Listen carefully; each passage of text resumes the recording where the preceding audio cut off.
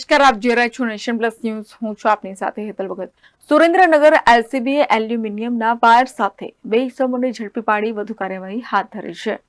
સુરેન્દ્રનગરના લીંબડી તાલુકાના રણોલ ગામેથી છળકપટથી એલ્યુમિનિયમના વાયરોની ચોરી કરવામાં આવી હતી.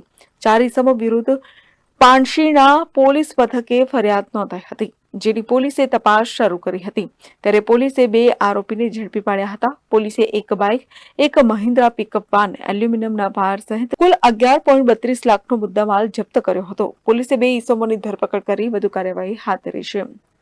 Rajesh બહુરાશી, nation plus news, Surendranagar.